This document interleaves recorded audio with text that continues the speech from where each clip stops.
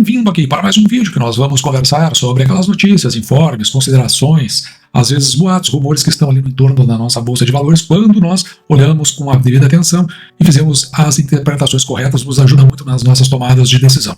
Hoje é dia 16 de dezembro de 2024, agora são aproximadamente 20 para as 11 da manhã, então já faz aí aproximadamente 40 minutos que abriu a nossa bolsa de valores, que começou o pregão, mas como é muito recente, nem vamos dar uma olhada, vamos deixar isso aí para um segundo vídeo, e a gente talvez possa gravar no dia de hoje, onde a gente comenta o que está acontecendo.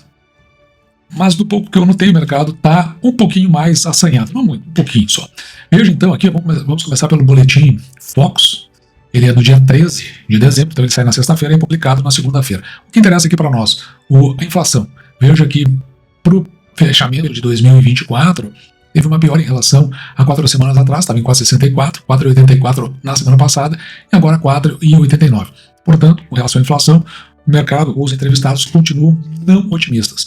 Você vai dar uma olhada aqui, que com relação à Selic, já não tem mais projeção para este fechamento de ano, né, deste mês. Então, por quê? Ela já está fechada, que vai encerrar em 12,25. Mas veja que para o ano que vem, eles estão aqui com a ideia de fechamento do Selic em 14%. Então, o mercado aí nada otimista. Outra informação aqui também interessante é que acreditam que o câmbio acabe fechando perto dos R$6 em 2024. Outro assunto que muito nos interessa aqui é com relação a isso que saiu no site CQCS. E veja que ele traz aqui como assinatura do IRB do dia 13 de dezembro de 2024. Já vou explicar por que eles botaram ali o IRB. Veja que o mercado de seguros faturou 117,7 bilhões, mas em setembro isso. Então, no mês do ano, eles estavam considerando o fechamento do terceiro trimestre de 2024, uma alta de 11,8%. De acordo com o boletim IRB mais Mercado, que está lá na plataforma IRB mais Inteligência, que é uma das conquistas, ou pelo menos é uma das realizações dessa nova diretoria do IRB, que é uma plataforma ali com informações que eles pretendem, a partir daquelas informações, sinalizar que você, fazendo as interpretações corretas, você tem um limiar de inteligência sobre os dados do ramo de seguros. Então houve crescimentos trimestrais contínuos na emissão de prêmios. Aqui está considerando então o terceiro trimestre, sendo o maior entre julho e setembro, que foi de 10,8%. Os seguros vida responderam por quase 60% desses resultados. Claro, né? Estou falando sobre seguros porque desde que iniciou o exercício, nós optamos por 3 ramos apenas, dado o espírito de condução da economia desse governo. Então nós ficamos com energia, bancos e seguros. Então é importante a gente ir olhando essas informações, pegando passo a passo para ver se nós estamos indo no caminho correto. A performance das seguradoras, então o IRB está lançando as informações, mas está falando do todo, não apenas de si, né, mas das outras seguradoras.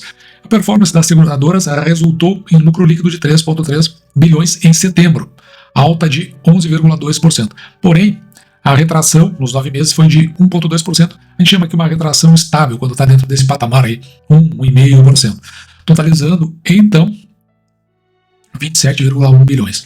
Já a compra de resseguros, a fim de mitigar riscos e proteger as suas operações, foi de quase 1,8 bilhão. Em setembro, também uma retração aqui de 1,8%. Isso considerando o mercado como um todo.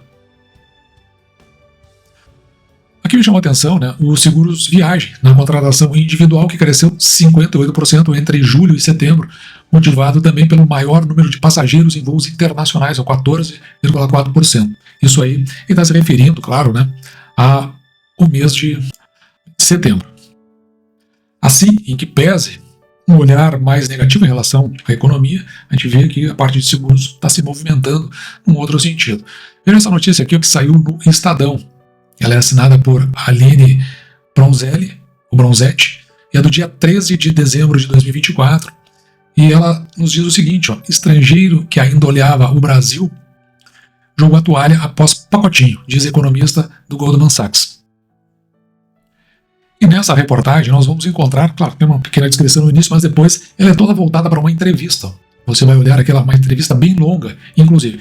Então eu tomei cuidado de ler essa entrevista, depois reler a entrevista e produzir um relatório mais fácil para a gente poder compreender aqui no canal do que se trata. E vem um resumo aqui que eu fiz em 2 partes. A primeira dessas partes é o resumo da entrevista propriamente dita, onde foram destacados alguns pontos positivos. Então, a economia brasileira está crescendo. Eu não mostrei ali no relatório do Boletim Focus, mas você vê ali que tem uma estimativa positiva para o PIB, esse ano, que está crescendo acima dos 3%, e já tem uma estimativa do PIB para cima de 2% no exercício que vem, né, do ano que vem, de 2025. A economia brasileira está crescendo. O Brasil está se recuperando da crise causada pela pandemia e a economia está crescendo. Então, eu não estou dizendo que isso está acontecendo, estou dizendo que isso são os pontos que foram levantados naquela entrevista. A inflação está controlada. A inflação está sob controle, o que é bom para o poder de compra das pessoas. O desemprego está baixo, o desemprego está em um nível baixo, o que significa que mais pessoas estão trabalhando e ganhando dinheiro. Pontos negativos. A dívida pública está em alta. O Brasil tem uma dívida pública muito alta, o que significa que o governo está gastando mais dinheiro do que está arrecadando. A inflação ainda está alta. Tem uma diferença entre inflação sob controle e inflação alta. Não é porque ela está alta que ela está fora de controle. Embora a inflação esteja controlada, ela ainda está acima da meta do Banco Central. E tem outro ponto negativo, que aí vai pela linha social aqui, né? O Brasil ainda é um país muito desigual, com grande diferença entre ricos e pobres. Eu, sinceramente, eu não gosto muito de entrar nessa parte, porque ela fica muito tendenciosa para questões ideológicas e questões políticas, e não é do interesse aqui enquanto a gente trabalha com a parte de investimentos. A tendência é de curto prazo.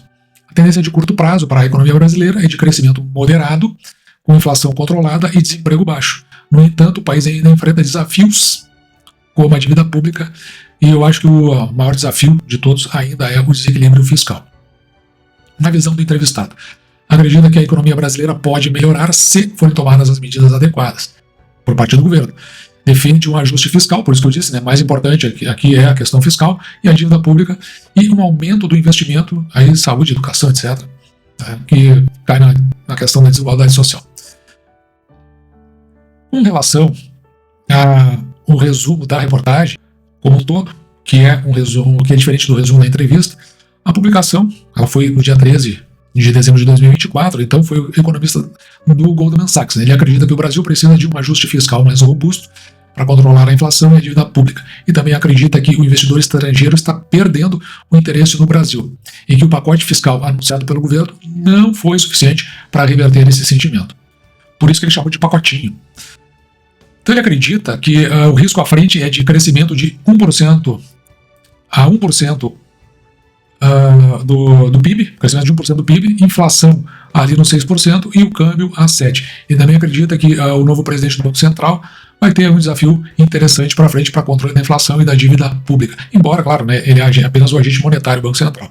Pontos positivos: economia brasileira crescendo, inflação controlada, desemprego em baixa. Pontos negativos: dívida pública alta, inflação em alta. A tendência de curto prazo para a economia brasileira é de crescimento moderado, com inflação controlada e desemprego baixo. E vai enfrentar os desafios, principalmente dívida pública, a meu ver, e também a questão do controle fiscal. E, ao fim das contas, o entrevistado ele acredita o seguinte, que o Banco Central está fazendo a sua parte, mas o governo não está fazendo a dele, e também parece que não está interessado em fazer, que é justamente a questão do controle fiscal. E aí a pergunta para ele é a seguinte: o pior ainda está por vir? Isso é o que o entrevistador perguntou. E ele diz o seguinte: a gente está vendo um filme de uma família na praia, contentíssima, parece que está tudo bem, mas está vindo aí um tsunami, e o mercado está antecipando isso de que não vai terminar bem. Então será que a gente deve olhar para essa questão como está da mesma forma, de modo a tirar da interpretação correta e nos preparar então porque pode estar vindo? Bom, a ideia aqui do canal, claro, agora a gente vai para a virada de ano, então nós vamos rever o nosso planejamento estratégico, nós vamos olhar aquelas metas que eu sempre mostro aqui no canal, e com isso vamos estabelecer novas metas. Mas, ao que tudo está indicando, ainda continuamos naquela mesma toada de fazer caixa, fazer as compras regulares apenas, não tem compra exacerbada, não tem compra excessiva, porque talvez tenha aí pela frente os sinais de que o tsunami pode realmente chegar. Pode ser que ele não chegue e a gente não sabe, então entre uma questão e a outra, existe o ponto da dúvida, nós continuamos nessa mesma toada. Compras regulares e a construção de um caixa de oportunidades mais consistente. E também, né, o nosso caixa de emergência tem que estar bem robusto, uma vez que sabe-se lá no que pode sair da cabeça dos nossos governantes atualmente. E dito isso, eu vou ficando por aqui, espero que você tenha gostado, me despeço de você, desejando que você fique com Deus e deixando como sempre o meu grande abraço.